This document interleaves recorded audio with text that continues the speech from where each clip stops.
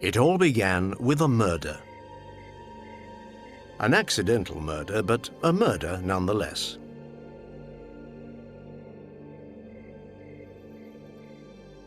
The sun dipped below the skyline. Hipponos drew back his bow. There could be no doubt. It had to be the stag that he and his brother Bellerophon had been hunting for 2 days now.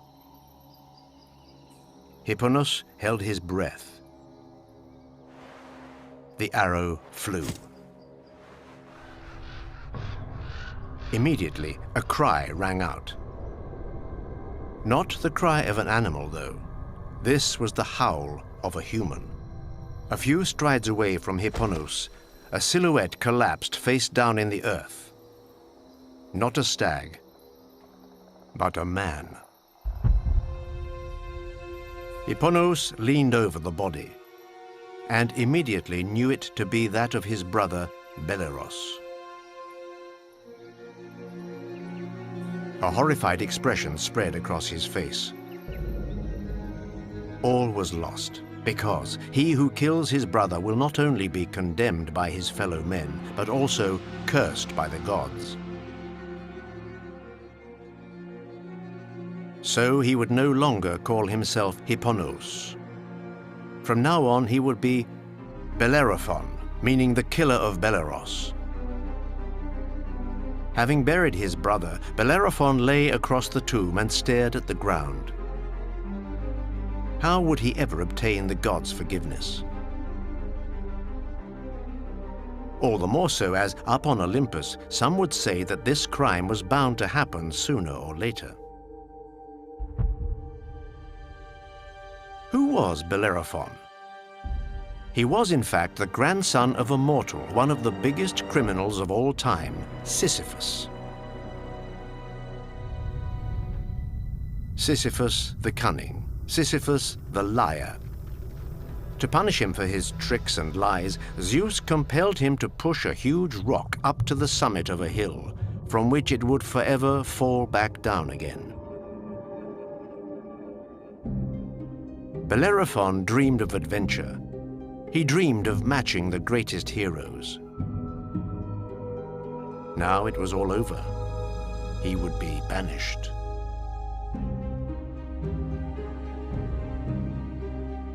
Bellerophon took one last look at the walls of Corinth, the city of his birth, the city where his father Glaucus reigned, the city where he was a prince. He knew that its gates would now be forever closed to him. Custom demanded that any murderer be exiled from his city, compelled to wander until another city agreed to take him in, and until a king cleansed him by offering hospitality. Bellerophon then considered Proetos. Proetos was king of Tyrins in the Gulf of Argos. Maybe Proetos would be generous enough to take him in. He was said to be a kind-hearted and a good king. Bellerophon set off.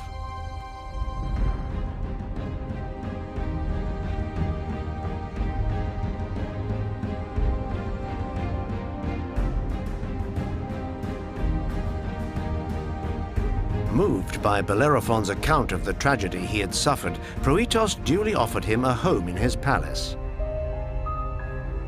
He introduced him to everyone in the king's court, including Queen Sthenebia.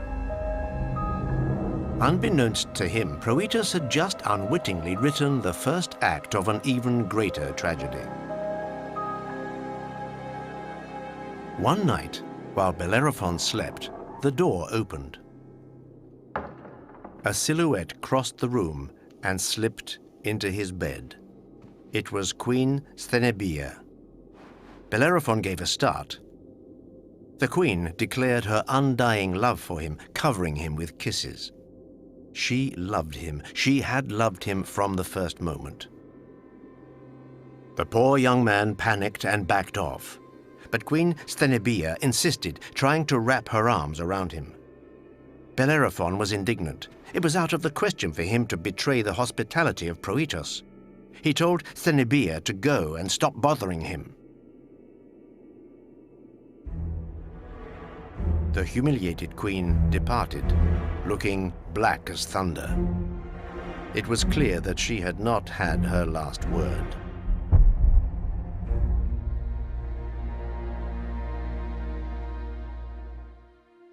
The following day, Queen Sthenebia publicly accused Bellerophon of trying to ravish her. Despite the young man's protestations, he was condemned by one and all. King Proetos felt he was on the horns of the kind of awful dilemma that can ruin a man and lead him astray. He could not let this outrage go unpunished, nor could he kill his guest with his own hand. That would go against the sacred laws of hospitality. Infringing them would incur the wrath of the gods.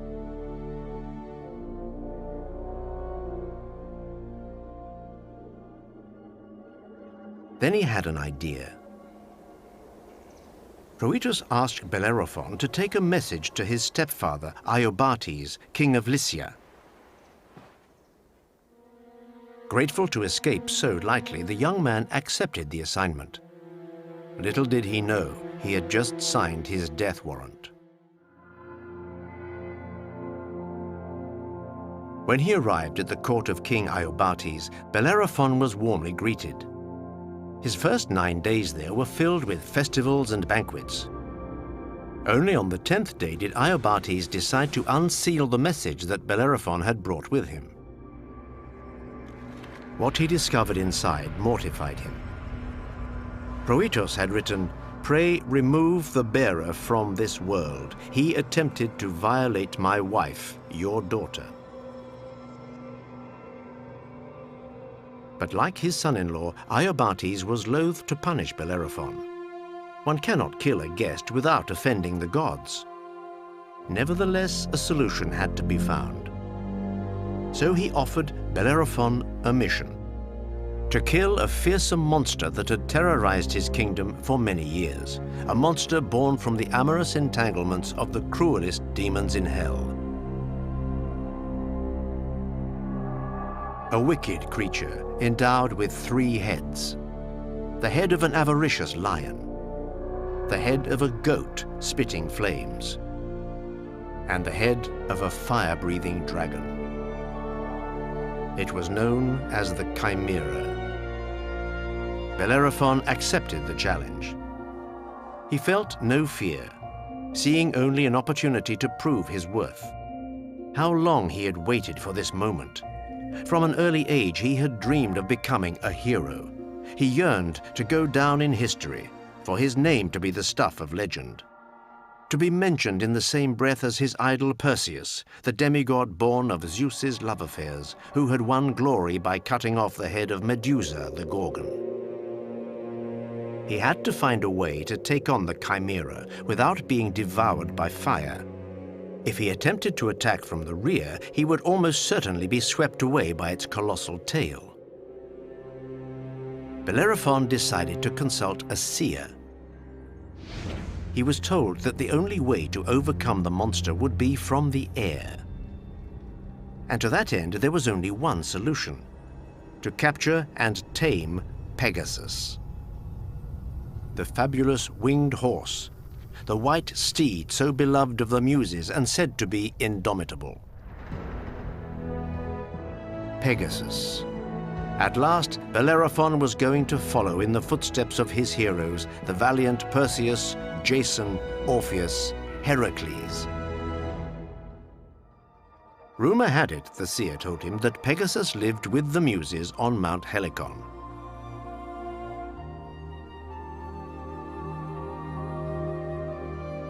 Bellerophon scoured every last corner of the region, but could find no trace of the horse. He roamed the roads and forests. Still nothing. Finally, one morning, his travels took him to the temple of Athena. Exhausted, he collapsed at the foot of a column and fell asleep. It is often when mortals have fallen into a deep sleep that the gods come to speak with them. Here, Athena, goddess of wisdom, came to the young man. And this is what she told him: "At your feet you will find a gift. It will allow you to tame the divine Pegasus. After your victory, you must thank Poseidon, the father of Pegasus, by building a temple in his honor. The goddess added, "You will find the winged horse in the fountain of Pyrene. He likes to drink there." When Bellerophon awoke, he found the gift had been left close by. He picked it up. It was the golden bridle.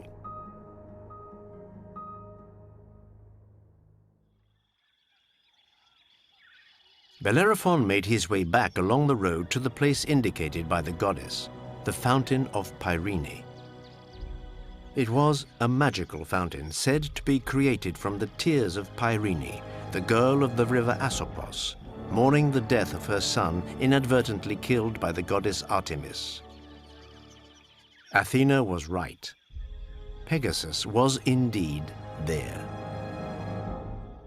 The sublime, dazzlingly white steed seemed to be waiting peacefully for him.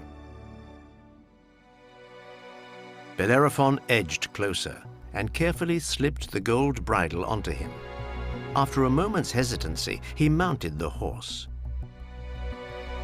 Immediately, Pegasus reared up and, in a neighing that made the trees tremble, hurtled towards the skies.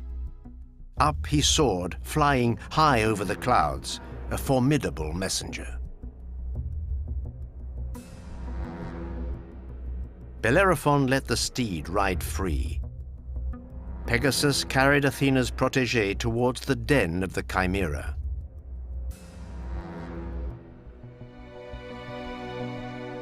After flying over hill and vale, Pegasus soared around in a broad circle. The frightening silhouette of the Chimera had just appeared. Pegasus swooped down on the monster. Bellerophon drew back his bow and shot his arrows, while the horse pounded the skull of the Chimera with his hooves. Alas, to no avail. The animal seemed indestructible. The arrows shattered like glass on its skin. Then, inspired again by Athena, Bellerophon affixed a piece of lead to the tip of his spear. As Pegasus swooped down once more towards the Chimera, Bellerophon planted his spear into the mouth of the vile creature. The Chimera began to spit out fire, but the fire only melted the lead, which ran down into its throat, consuming and suffocating the monster.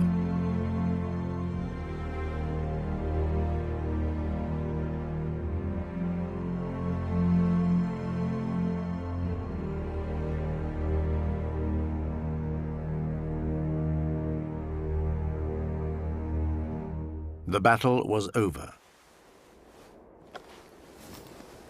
Bellerophon could now return victorious to the palace of Iobates. The young man was hailed by the crowd as a liberator. Strangely, though, from King Iobates there was no such outpouring of joy. No honors, no gratitude. On the contrary, he seemed upset.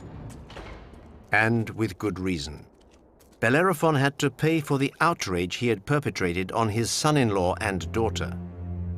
Bellerophon then was asked to fight the fierce and warlike Solymi, a people known for their cruelty and savagery.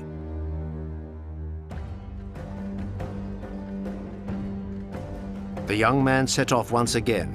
Nothing could frighten him now, after achieving the unthinkable and killing the Chimera.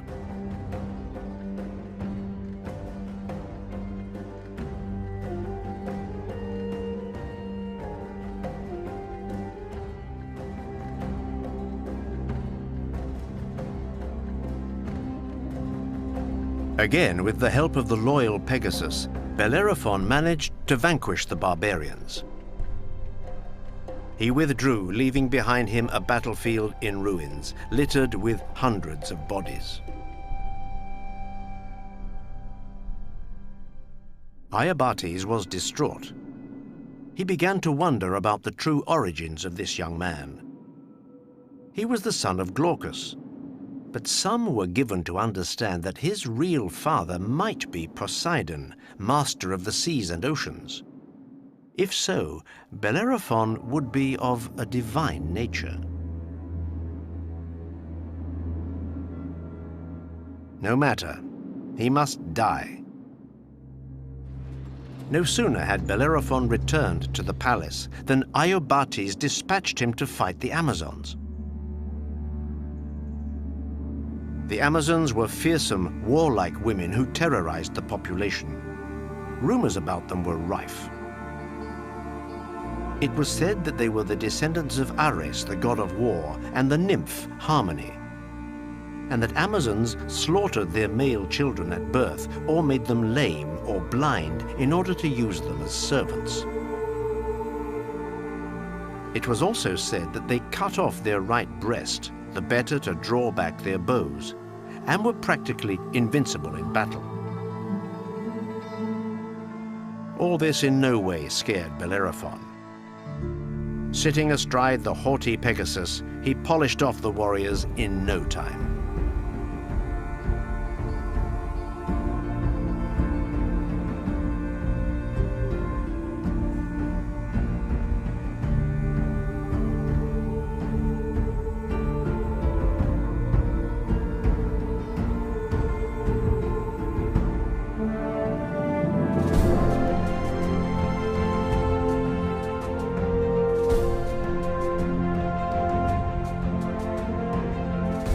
He returned to a rapturous reception.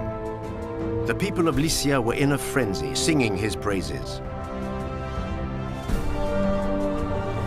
All except Iobates, who continued to look somber. Not only did the king refuse to commend his deeds, he sent his best soldiers with orders to arrest him and eliminate him. This was too much. Bellerophon killed the king's soldiers and ran to Iobates, determined to obtain an explanation.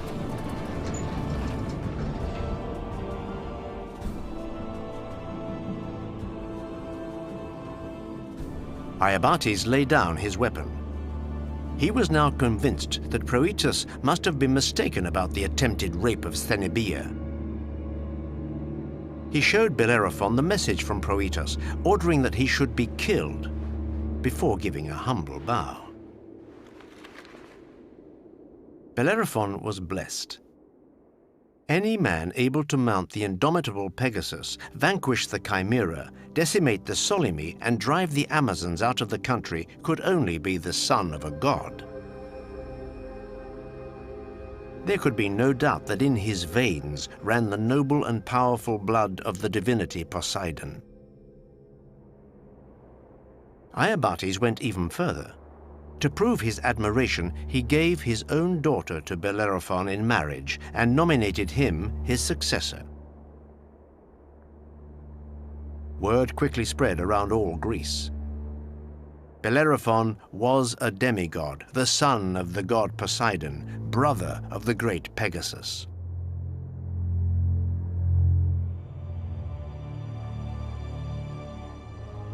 Bellerophon greeted the acclaim with great satisfaction and no little pride. His ambition had finally been fulfilled. He was bursting with conceit. But the faithless Sthenebia, who had unjustly accused him, had to be punished. Pegasus would take care of it. Off flew the steed to Tiryns, where the queen had fled, having learned of the failure of her plot. After nightfall, she left the palace. Just then, Pegasus arrived. He offered to take Sthenebia on his back. Sthenebia accepted his offer. Pegasus carried her away towards the sea. But once above the waves, he reared up wildly. The panicking queen clung desperately to his mane. Pegasus kicked, neighed, and reared again. This time, Sthenebia toppled off, dispatched once and for all.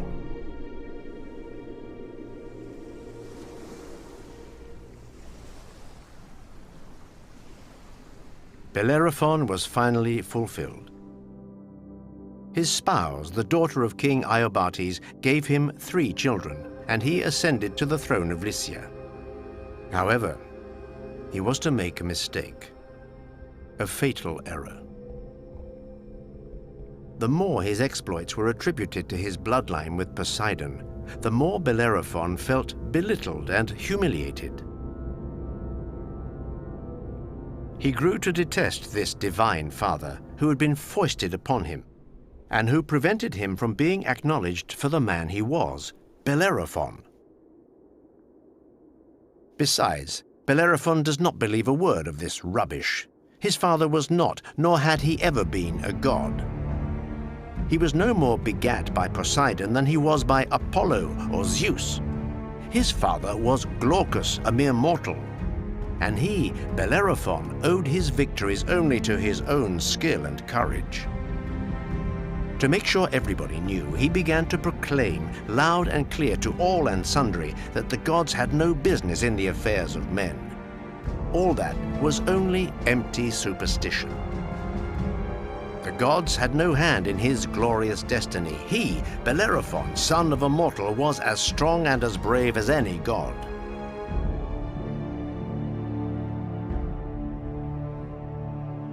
The priests tried to calm him down.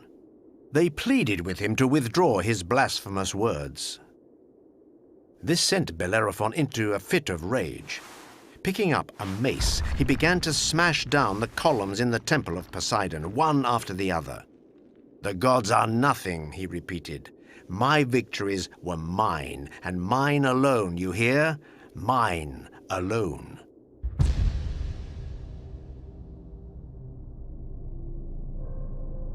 In his rage, Bellerophon dreamed up a new plan. A particularly wild plan. If he was being honored as a god, then his rightful place was among the gods, on Olympus, with the immortals. He mounted Pegasus and soared up into the air towards Olympus. It would be his final trip. The gods love their heroes well, provided they accept the limitations imposed on human beings.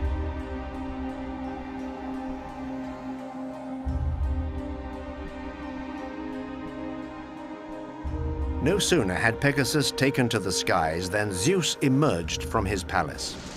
He closely observed the steed and its rider hurtling towards him. With a snap of the fingers, he produced a gadfly, which he dispatched to attack the magnificent and invincible steed. The faithful Pegasus, stung by Zeus's gadfly, bolted, pirouetted, and reared up. Bellerophon was thrown from his back. The fall was breathtaking, and the landing devastating.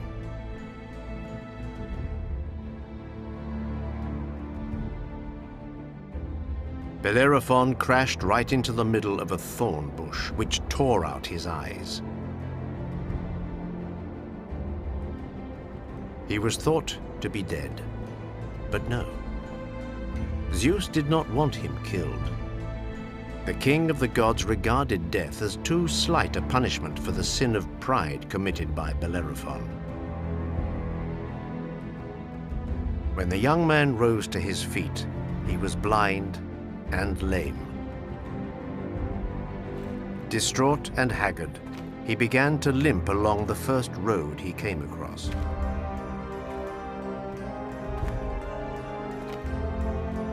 No one knows where Bellerophon went, nor how he finished his days. He was forgotten about. And until today, no one had ever heard about a man who was desperate to etch himself in legend, to become a hero. A man who dared claim himself to be the equal of the gods.